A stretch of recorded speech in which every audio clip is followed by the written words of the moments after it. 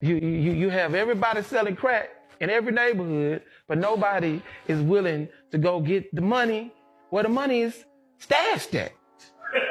It don't make sense to me. If we're dogs, listen, if we dogs, we pits, and we out in the yard, and our master is saying, y'all come get it.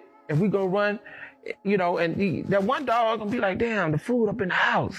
Try to get up in the house to get the food. Cause we out here, we out here getting this little bit that's in the pan, but the money is there. Do people, and just bank robbers in general, do they expect resistance? Did you expect resistance? Did your guys expect resistance? No, because once you go in, you realize that the people in there are just workers.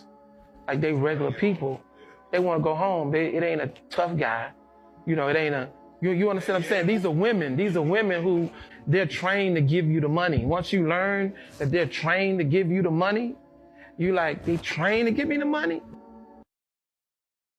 Okay, my name is Vernon. I was indicted for bank robbery.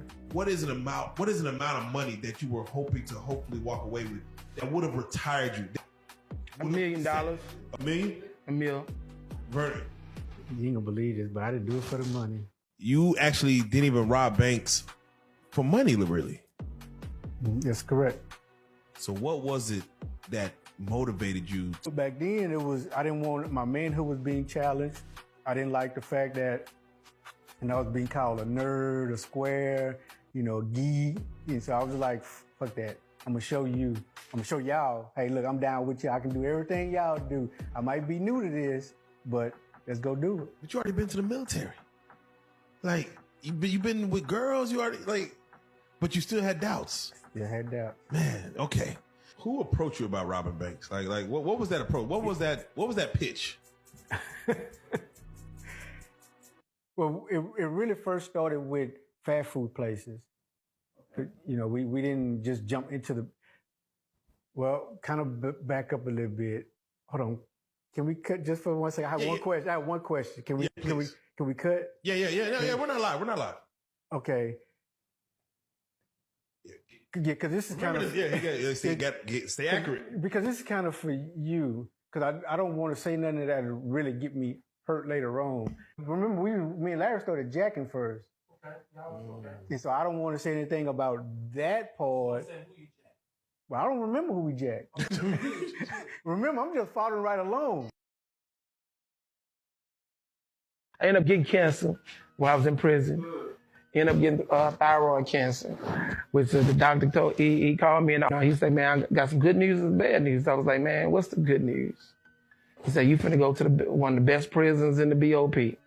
So then I said, well, what's the bad news? He said, you got cancer. So I had to go. I went to Vernon, North Carolina. That's how I was able. That's where R. Kelly's at right now. Oh wow! So it's a hospital. It's a research prison. Wow. So they doing research on the minds of sex offenders there. They doing research on. They try to do some research on me when dealing with bank robbery. Why? This is what they say. That why would you rob a bank? They don't say why would you sell crack. They don't say, why would you steal a car? They don't say, why would you cash checks? What's coming next? You know what I'm saying? They want to know why. What made you? And my answer was then, and still now, it's easy to go where the money is at, than have to hustle for the money. Why would I be out in the cold? I got to trust everybody who's coming to me because I'm hand to hand.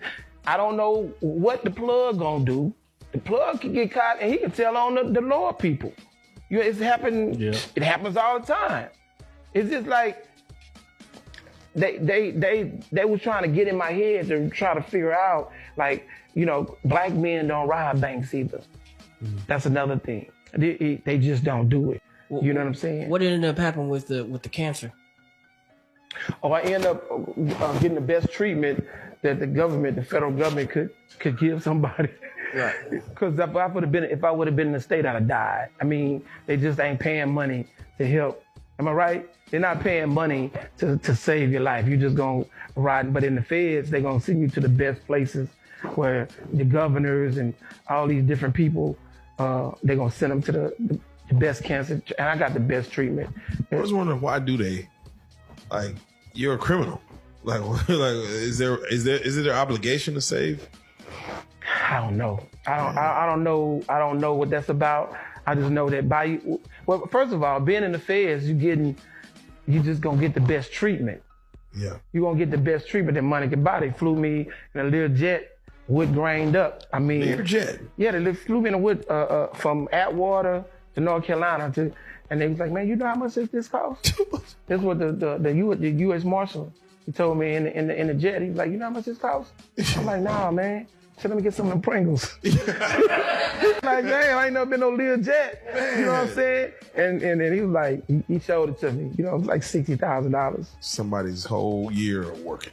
Yeah. You know, I remember Terrence Williams. He's a recurring guest on our show. He said, I didn't like selling drugs. I like to wait while you sell drugs all day and get all your money, and I come take it from you. And that's how in the 90s, the game changed. And everybody became jackers. Everybody became jackers. It was a lazy hustle. Do you think you would have been a good jacker? I would have been a great jacker. I would have been a great jacker. But the thing about that is, jacking it comes with a consequence. You know, most of your jackers end up dying the worst way, bro. You know what I'm saying? Like the jackers end up dying the worst way. They die bad, terrible deaths.